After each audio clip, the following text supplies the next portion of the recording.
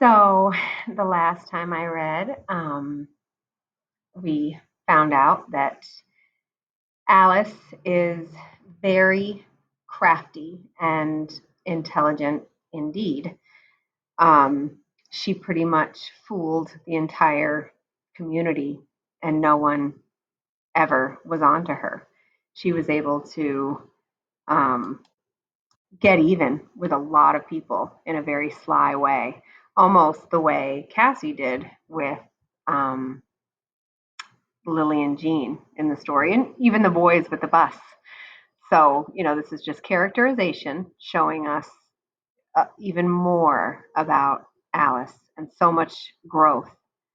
So, another turning point for this main character who is very dynamic. And dynamic means, she changes drastically throughout this story. So, you've got a character there's a static character, and that's a character who stays pretty much the same throughout an entire story. And I would say Cassie was more of a static character. We didn't see that much growth in her. Maybe with Stacy, yes, but her attitude seemed to, other than being sad in the end, her attitude, just the way that she behaved, was pretty static throughout. Whereas Alice has taken very drastic, um, we've seen very drastic changes in Brat, Beetle, Alice, just in her the way she carries herself, her self-esteem, and we really see the development, in what she's learning. Chapter 8, The Twins. There being few babies born that September, Alice and the midwife spent their days making soap and brewing cider and wine. The first occupation stank up the air for miles around, what with goose grease and mutton fat boiling away in the kettle, so that Roger Mustard in the manor fields and the miller in his wheel near the river sniffed the air and said, "Someone be making soap today." The second task would lay perfume on the air and gladden noses near and far. Alice was greatly relieved when enough soap was made to wash all the linen in England, and brewing could begin. First, they cooked parsnips with sugar and spices and yeast, and poured these into casks, where the fermenting mixture sang loud and sweet as it turned into wine. And the same they did with turnips. This is very much showing setting, the difference between life then and life now. Then Alice, with baskets tied to each end of a pole, walked with the cat to the Abbey gardens to gather fallen fruit. There, lying on the ground as if scattered by God just for Alice, were apples, red and yellow, large and small, sweet and tart, firm and juicy. She tried a few, but unable to say whether she liked best the crisp, white-fleshed cacades, the small, sour foxwhelps, or the mellow, sweet rusticoats and ruby stripes. She tried a few more. The cat, not finding that apples were good to eat, batted the small ones across the yard, imagining they had ears and tails and other parts that made things worth chasing. Returning to the village late in the day with her baskets and belly full of apples, Alice cut through the manor field near where the villagers had dug a pit for the quarrying of gravel. From inside the pit came the cries of some fearsome thing, a beast or a witch or a demon. So she crossed herself and hurried her steps. The demon was calling, "Come here to me! Here to me!" Alice ran faster, then stopped. The demon sounded mighty like Will, the boy with the tad hair, who had to torment her and now did not so much. "Are you demon or red-headed lout?" she called. "Alice, be that you?" came the response from the pit. Cautiously she crept to the edge and looked over it. It was the red-headed lout, and with him his cow. "Alice, you must help me.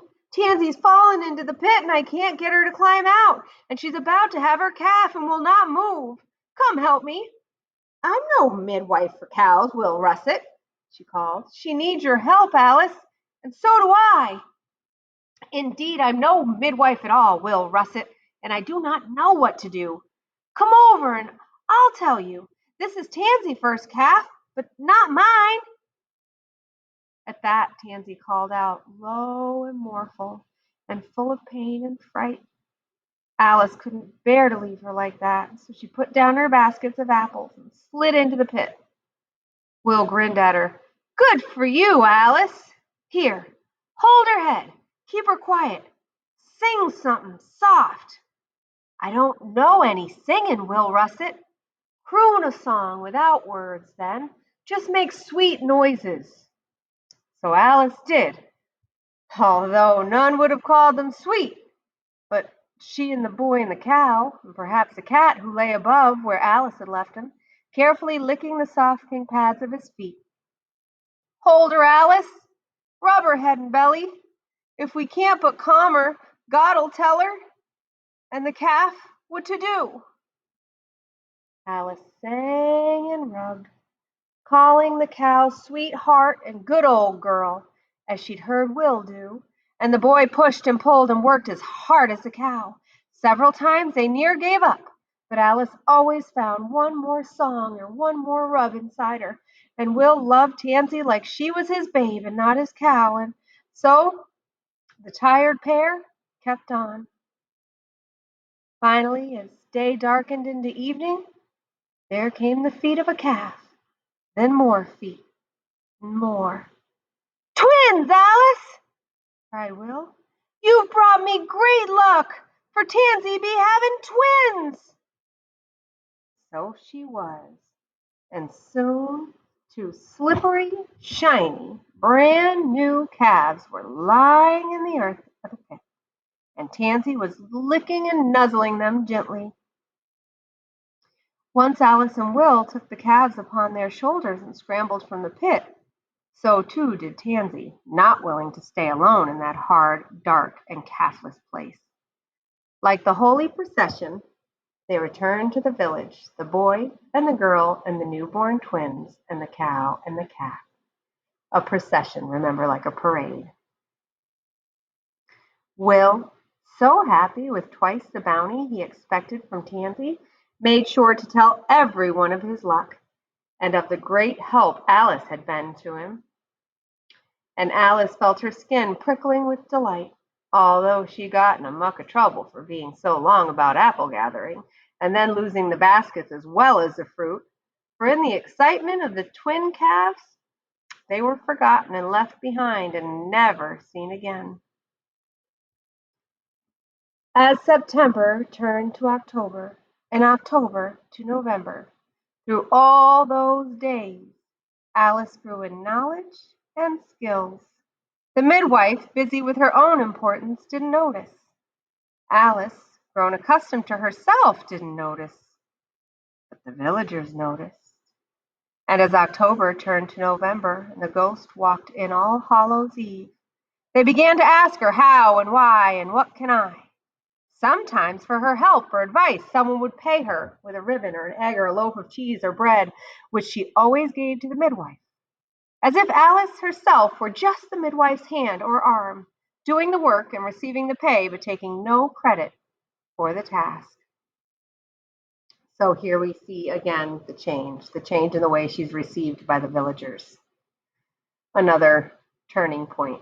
And then we also, in that paragraph, we just see more of Alice's generosity, or lack of selfishness, I should at least say, because when the villagers pay her with what they're paying her, she goes home and lays it all out for the midwife, not keeping anything for herself.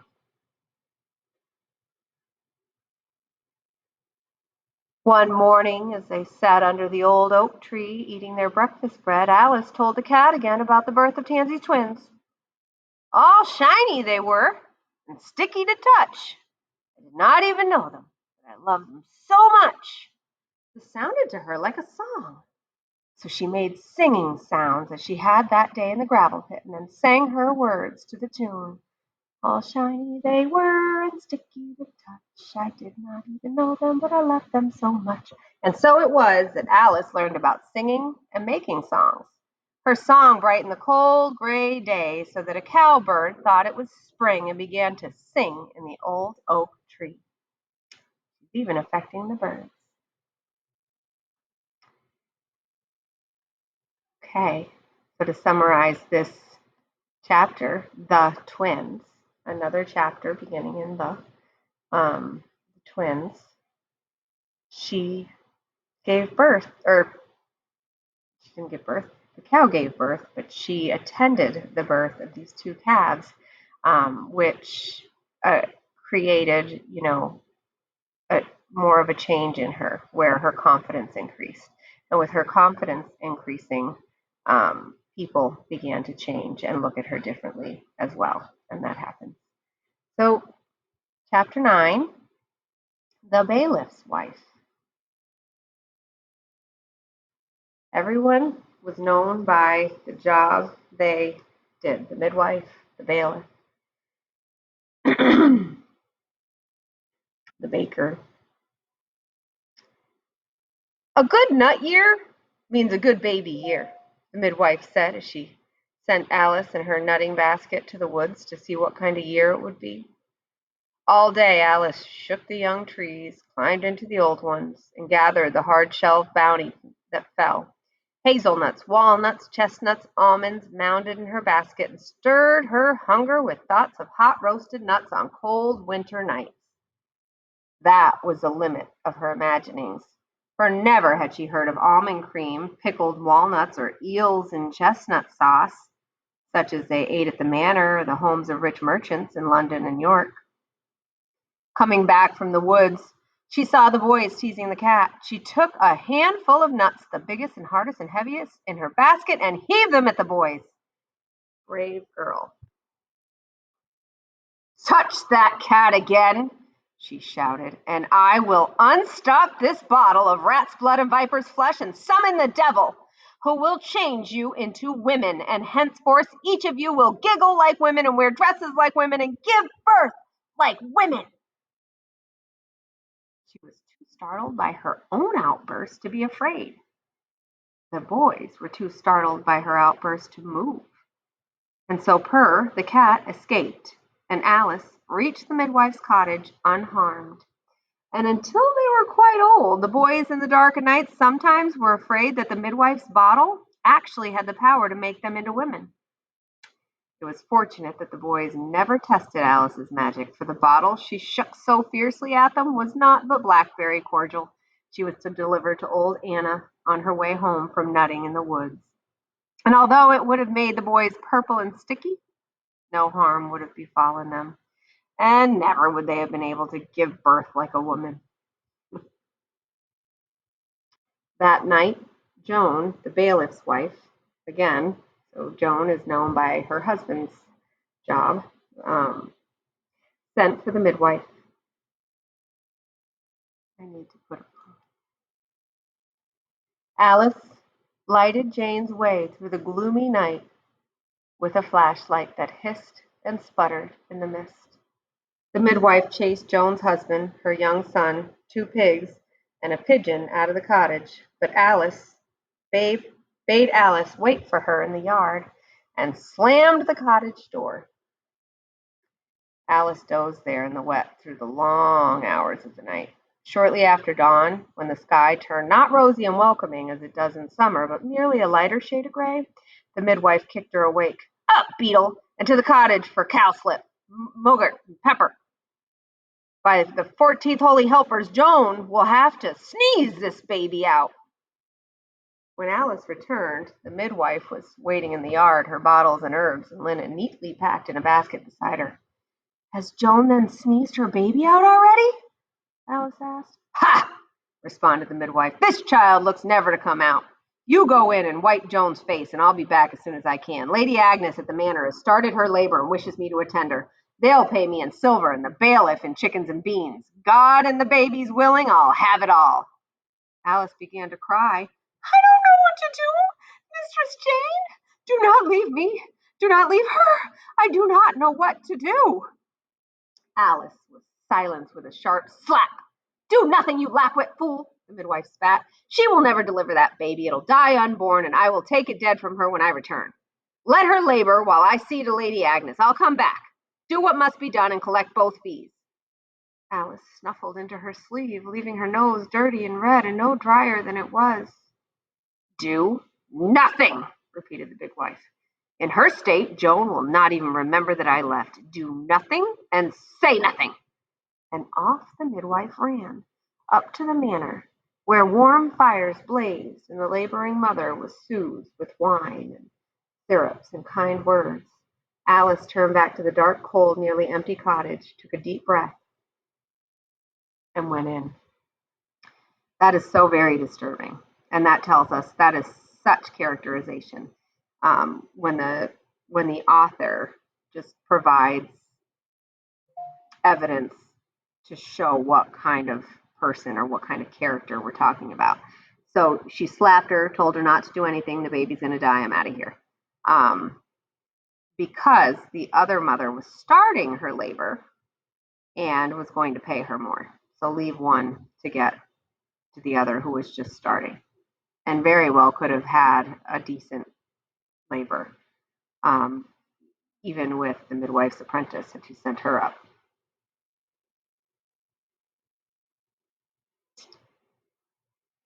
She couldn't see the figure on the bed at first for the smoke, and then realized that the writhing mound was Joan, the bailiff's proud wife, who washed her linen each week and never let herself be seen without shoes, even in summer. And there she was, a moaning, mewling mound of straw bed. Alice covered her mouth and her eyes and turned to go. She could tell the midwife she had waited with Joan. Who was to know if she sat on the stoop until she heard the crinkle of the midwife's starched wimple? Let me die, by the bones of St. Mildred, let me die, or help me die. The moaning, mewling mound spoke, not as Alice expected, frantically or madly, but calmly and reasonably asking for death. To Alice, it sounded all the more frightening and strange, as if a goose had spoken, or an egg, or the dung heap in the yard. Beetle, is that you? Joan asked. Where's the midwife? Out but to relieve herself, mistress. She'll be back soon, and then your babe will be born. Don't sham me, Beetle. I know this babe is stuck and never will be born. And we will both die soon, and why not now? Surely the midwife has something in her basket to help it along. Shh, mistress. 'Tis but pain and fright make you speak so, for else you'd never think of sending yourself to hell and the baby with you. Hell indeed, Beetle, and no worse than this suffering. Suddenly the proud, reasonable Joan became again the moaning, mewling mound. Then, as the hot pain invaded her body, she shouted and thrashed and flailed, shrieking and kicking. Alice betook herself to the cottage door, ready to run from this horror. But the memory of the proud, frightened Joan of a moment ago kept her inside, and she asked herself, what would the midwife do were she here? What had Alice seen her do from cottage windows all this year, when the babe would not come and the mother looked to scream and thrash herself to death? What had Will done in the gravel pit to help Tansy with the calves, who would not be born? Alice took another deep breath and returned to Joan's side. She gave her mugwort and warm ale to drink and spoke soothingly, called her sweetheart and good old girl. Oh, she's talking to her like she's a cow. She warmed oil over the fire and rubbed her head and belly as she had the cows. She didn't know spells or magic, so she gave Joan all she had of care and courtesy and hard work. So it was, in the middle of the night, when the monks were rising from their beds for midnight prayers, and the town's revelers were returning home full of beer and wine, and at the manor the midwife was delivering Lady Agnes of her first son, so it was, a calmer, more rested Joan, with the kind attention of the midwife's apprentice, brought forth a daughter, feet first, but perfectly formed, who she called Alice Little. Alice had washed Alice Little and wrapped her in clean linen. and laid her in her father's arms before Jane the midwife bustled up the path and into the cottage. Jane made some remarks, which no one believed, about having left for just an instant, and stuck her hand out for her fee. The bailiff said, "We have no need of you, Jane. Your helper's taken care of us with her two strong hands and her good common sense." At that Alice felt so much pride and satisfaction that she had to let them out somehow, and so she smiled, which felt so good that she thought she might do it again. Facing the midwife's jealous anger, she went back to their cottage, ate some cold soup and hard bread, lay down on her straw mat by the fire, and had a dream about her mother, which, upon waking, she could not remember. Oh, giving birth made her dream about her own mother. They say dreams are something like that. You take to bed your thoughts, and sometimes they turn into crazy dreams.